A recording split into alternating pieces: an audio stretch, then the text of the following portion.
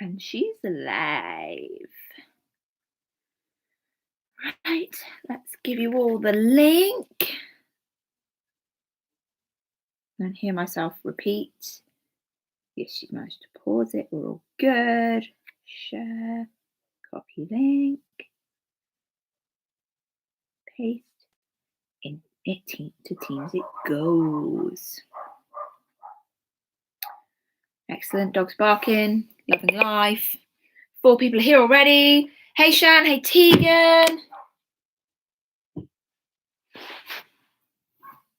I'm wearing a Disney top in honour that the first, hi Logrin, hi Grace. I'm wearing a Disney top today because the first Disney in the world announced that it will be reopening in 5 days' time. Granted, you have to be, hey Braden, you have to be in China and you have to be a Chinese national, so I can't go. But, you know, Disney is beginning to reopen. 1 down, 5 more to go. For those that care, I'm drinking an Earl Grey tea. Okay. Hi, Triana.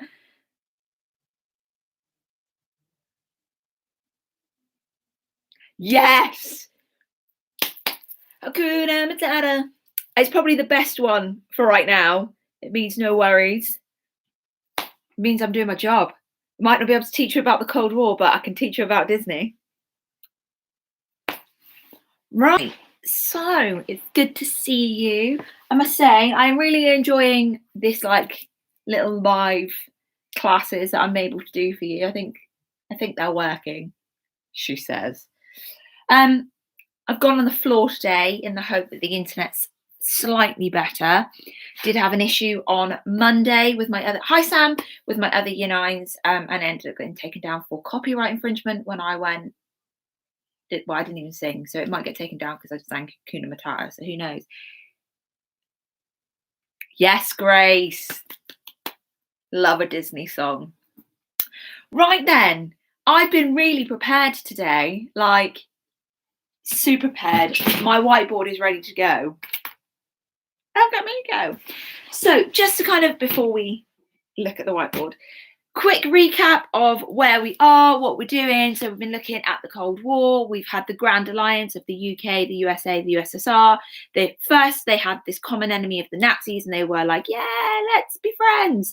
When then the Nazis started to be defeated, it was like, no, we can't be friends. We believe different things because I'm a capitalist and you're a communist.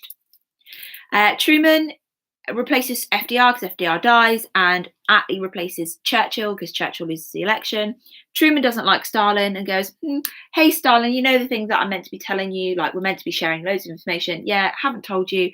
I've been dropping in an atomic bomb to practice to drop it on Japan. Hope that's okay. Which causes them to fall out. This is only then made worse by the fact that Stalin has left all of his troops, his Red Army, in the eastern countries of Europe, and has now got a nice barrier up until East Germany. Because remember, Germany's been divided into 4. Berlin has been divided into 4, with each of the Allies and the USSR getting a section. Yes, indeed. Then Churchill goes over to Fulton, Missouri to see Truman and is like, an iron curtain has descended over Europe. That was my best Churchill impression and it was rubbish. Which makes Truman absolutely terrified. You've got the Long and Novikov telegrams, where it's a telegram to each of the leaders to say, oh, thank you, Miss Moore. Miss Moore's just texted me. I don't know, Mrs. Moore. We've got the 2 different telegrams that are sent to the 2 different leaders saying they are not what they say they are. They are trying to take over, which leads Truman to create the Truman Doctrine, which means he's going to try and contain communism, backed by lots of dollars from Marshall Aid, meaning that he helps Greece, the Greek capitalist, nearly wouldn't help communists, the Greek capitalist government defeat the communists, keeping communism safe and containing capitalism, and Commie-Con, effectively the Soviet version of Marshall Aid for Eastern European countries. English. It fails me right now. Then we looked at that. This is me I'm doing like a whistle stop tour here.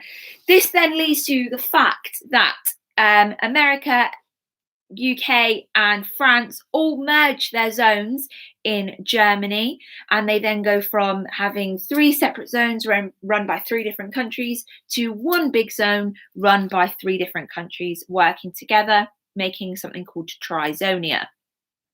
They don't tell Stalin. Stalin is not happy about it at all. And it only gets worse when the 3 countries decide that they are going to create a new currency in Berlin and West Berlin and Western Germany, and don't tell Stalin. And Stalin completely throws his toys out the pram and is like, right, I'm done. You are going to I'm going to starve you out of West Berlin because Berlin is in my section. I should have it, even though it's the capital. I should have it. It's mine. I'm going to starve you out, which leads us to what we looked at last lesson. My excellent drawing. You're welcome. Where we've got East Berlin, which has access to everything that it needs, and then West Berlin here, where have the railways, the canals, and the roads blocked off by Stalin. So Soviet troops are there blocking these things off. So the West can't get supplies into Berlin because of this blockade even, and they decide that they are going to airlift. I just rubbed off the wing of my plane.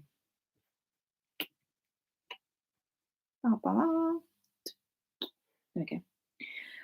You can't actually read that. It says Team West.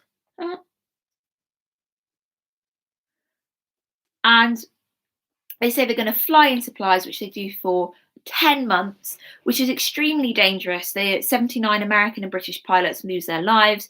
And eventually Stalin realizes that if he shoots down any of these planes, he is going to cause World War III, which is something that he can't actually afford to do because Russia's quite a poor country. And it eventually is called off in May. It's actually called off on the 12th of May, which, if I'm right in saying, it's next Tuesday. So that would be, oh Lord,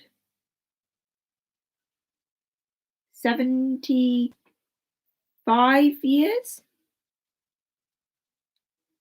No, 70 years. 70 years. Anyway, there you go. So this is called off on the 12th of May 1949, and that evening then the West Berliners rejoice and celebrate. But it does show that Berlin and Germany is permanently divided now into the East and the West. It creates 2 different countries, and there is a definite rivalry and tension between the East and the West, particularly between Stalin and the Western countries, particularly Truman and America. But one major thing it does lead to is what we're looking at today in the creation of something called NATO. Now, NATO is something that we still have around today. NATO still practiced today, and it's something that has continued even though the Cold War is no longer going on. I don't understand when I get on a live, I suddenly start yawning. I've not yawned once all morning. I've done loads of exercise. I had a good night's sleep. But when I get on a live, I start to yawn. Weird. Anyway, now the Berlin crisis, because remember, this is referred to as the Berlin crisis in your textbook of 1948 and 49. It shows that Truman is really committed to Western Europe, that he is that they would join together, and if they work together, that they would be able to contain and keep communism at bay and potentially show their strength and defeat the communist cause altogether. So they set up NATO. Now I'm going to just pull this down ever so slightly. There we go. I know you can't see my lovely face, but there we go. Now I've moved back, you can. So we have something called the creation of NATO. Now NATO does actually stand for something. You can actually have there is the NATO alphabet and everything. So this would be November, Alpha, Tango, Oscar, remembered that. But it does stand for something. So it's known as the, please excuse me while I just write.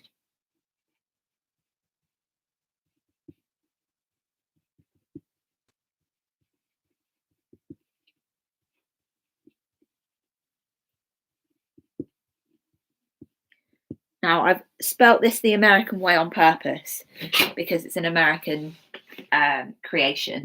So don't come for me for my spelling. So we've got the North Atlantic Treaty Organization. Like I said, don't come for me with my spelling of organization with the Z. It is an American development.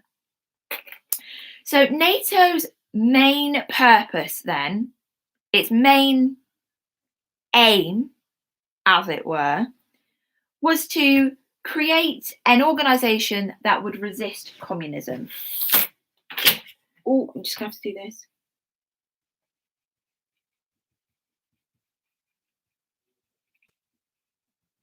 Resist communism. Oh, I'll have to do that in a minute. And prevent expansion.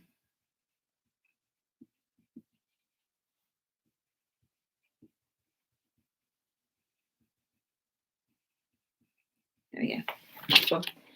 And it also was to protect people against attacks. So, for example, if the UK was to get into a disagreement with Russia at this point, not now, let's be very clear about that.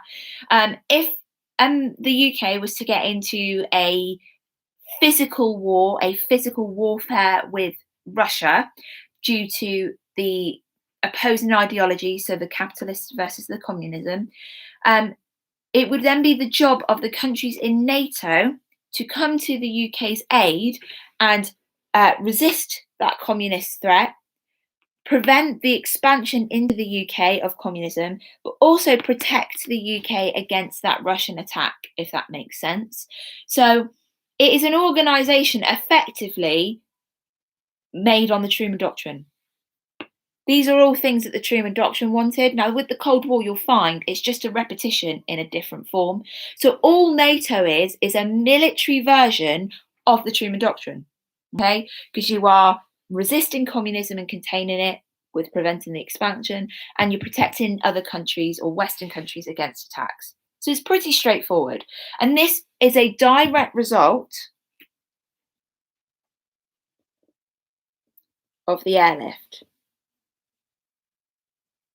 Okay, so it's a consequence. Now, the frustrating thing about obviously COVID and the school closure, I am not belittling COVID in any way, shape, or form. I think my best friend has got it. She's not in hospital or anything. But the frustrating thing about COVID and this taking this course away from you is that the Cold War has 4 questions, 3 of which are completely different to anything you've done before. It was formed in 1949 with its first 12 members: the UK, USA, Belgium, Luxembourg, Canada, Denmark, France, Iceland, Italy, the Netherlands, Norway, and Portugal. Excellent, Lachlan, fantastic work. So the frustrating thing about COVID with the school closure is, like I said, there's 3 new questions that you get. You do 4 of them, but there's only 3 new questions. Now, this would be a great question, is that give 2 consequences of the Berlin airlift. Well, one would be NATO. And the way you would tackle this question is it's pretty straightforward. It's an 8-mark question, but 4 marks per consequence. Now, when we get back to school, I will go over exam technique, because I'm really getting more hopeful as the days go on that we will be back. And I'll be able to teach you the technique, but it's really good that you're getting the content. But just for your learning, just for you to know that NATO is a direct consequence of the Berlin airlift. So if any question comes up about NATO, you do need to know it comes out of this Berlin crisis here, okay? Little sip and we move on. I'm hoping so. Oh, no. My connection is unstable. I'm back. I'm hoping I'm back. My connection was unstable. I moved. Hopefully it'll be all right. So we've got this North Atlantic Treaty Organization, and we've got the fact that it is basically there to prevent communism and keep attacks. Now, there is someone that is not going to be happy about this, and there is someone that is going to potentially see this as a threat, and that person is my friend Joseph Stalin. Let me just do it down here so you can actually see it.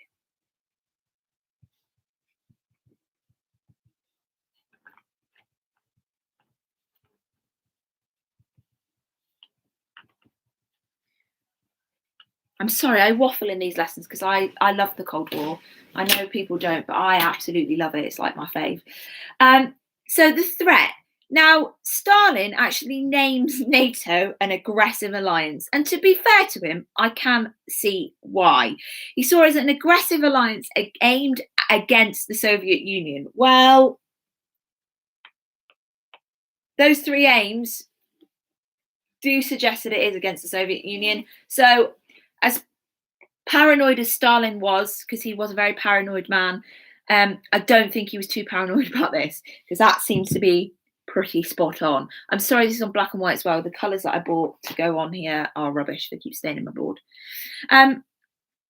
So developments in West Germany and the decision by the USA and other members of NATO on the 9th of May, which is on Saturday, in 1955, making West Germany a member of NATO only makes Stalin more paranoid, seeing that this then is a direct threat to the USSR and to its Eastern European satellite states. So Stalin isn't a happy bunny. He doesn't like it. And he starts then to make a version of his own.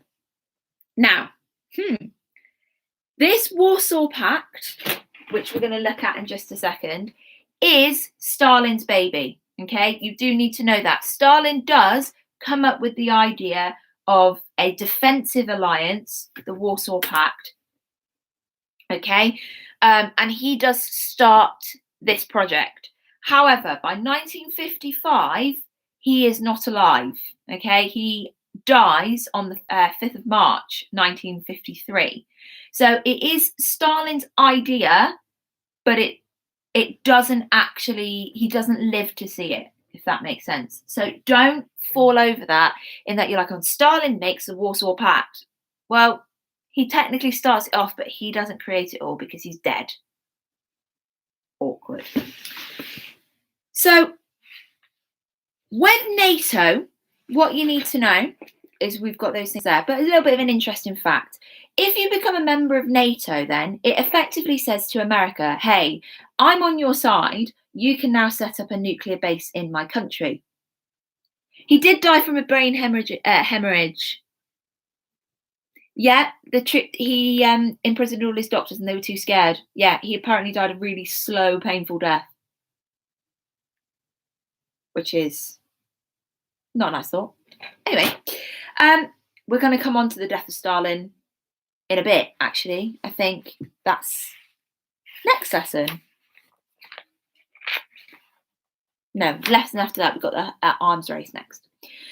So when you are part of NATO, you then effectively say to America, hey, you can put missiles in our country and you can open a base. So we had one, or we may even got one. It's actually near where that young boy got killed by that diplomat when she drove down the wrong side of the road.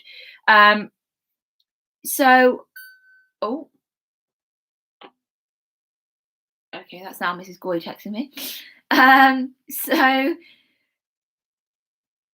Yeah, we've got one in I think it's called Gretna Green, I think. And my old history teacher actually went and protested against the nuclear base. So it allows America to have missiles pointing at Russia, is what I'm getting at. I'm waffling at. I do apologise. So you can see why Stalin sees this as a threat. If he's got now missiles all from the west pointed at him, I'd be paranoid too. Slurp. Let's go. Okay. I love how I have this in front of me, but I don't really need it. Right. Warsaw Pact. So the Warsaw Pact is made in 1955. Now, it is another military alliance, okay, just like NATO, but it is for. Oh, come on, come on, come on, come on, come on, come on, come on, come on.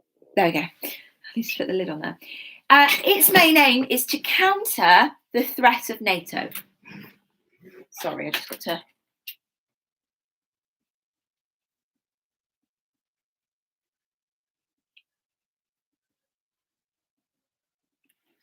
And similar to that of NATO, although NATO don't actually say that they are a defensive alliance, they are. So this is a defensive alliance between the communist countries to counter any potential attacks from NATO. Now, what countries were a part of this? Well, I'll give you a few. Shockingly, the USSR are a member of it. I know that might come as a shock to you, but they are. You've got Albania, Romania, Hungary,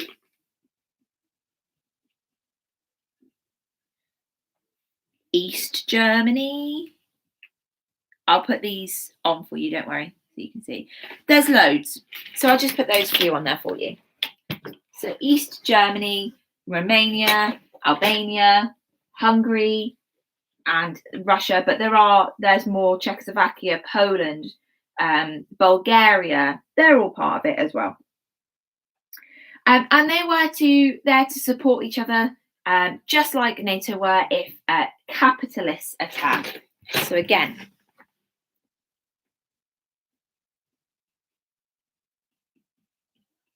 oh, good Lord. You can tell I miss my squares on my board. And to protect attacks. So we have got effectively the communist version of NATO, all right? Now, why was it important? Why am I banging on about something that's effectively the opposite version of NATO? Why has this got an important significance? Well, NATO members could elect to join. So they could talk to their country, do it diplomatically. If they decide to join, it was totally down to them. Their decision to join, the country's decision to join NATO was voluntary. So the UK didn't have to join NATO, but they did. France didn't have to join NATO, but they did because they wanted to. Wow. That's not the case in the Eastern Bloc, all right? If you are in an Eastern European country, you have to join.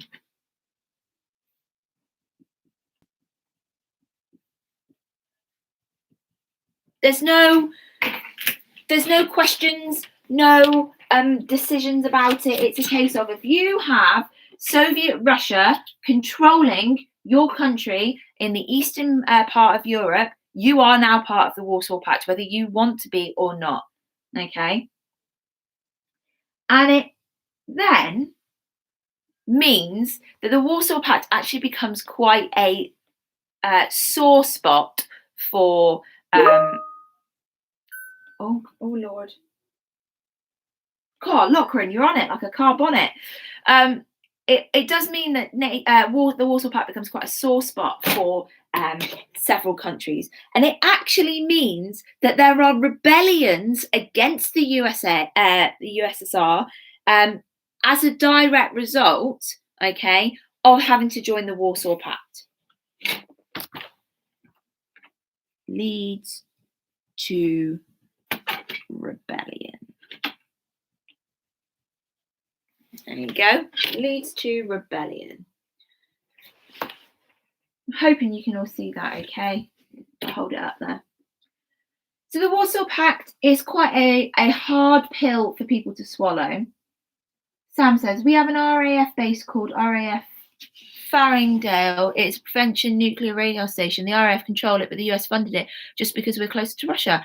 Oh, wow! It's basically to cover the capitalist countries from nuclear threat from Russia. Wow, I did not know that. We had one down here. That's cool. Thank you, Sam. I love knowing things like that. Brilliant. Any facts you know no, guys, I know I love the Cold War and it's like my specialism, but any specific, right, you can go away. Any specific information like what Sam has just said, please give it to me. I love stuff like that. I think it's brilliant. And I will not tolerate people being awful. So, Sam, don't worry. I'm removing them. All right. That is basically it for today in terms of your NATO and your Warsaw Pact. I will put that up again just so you can see it, and I'll hold it there while I finish up. I have put a challenge and a further challenge on your little Word document for you. If you want to have a go at those, you don't have to do those challenges. You just need to do the 6 questions. That's the major thing for me today. But if you fancy the challenges, looking at the different members of there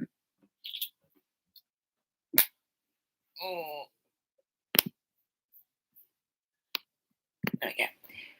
If you do want to do those challenges, that's great. Just to get a bit more of an in-depth look at the countries, or why Yugoslavia, who was a communist country, didn't bother to join. That'd be great. Otherwise, just kind of let you know that this week this is your only lesson, because on Friday we have a bank holiday, so we wouldn't be in school, so you will not be set any work. I will put on Teams and show my homework if you want to do it. Can I make that really nice and clear for you? If you want to do it, okay? Is that it's VE Day on Friday, and it's 75 years since VE Day was declared, or Victory in Europe was declared against the Nazis. Now, obviously, because it's 75 years, we were due to have lots of celebrations, and in school we were going to have a concert and things like that. So I have put together a few different VE Day challenges that I'm going to put on Teams and show my homework for you on Friday. But if you don't want to do them, you don't have to do them. It's just you fancy learning a bit more about VE Day or wanting to join in some celebrations. I will be doing okay.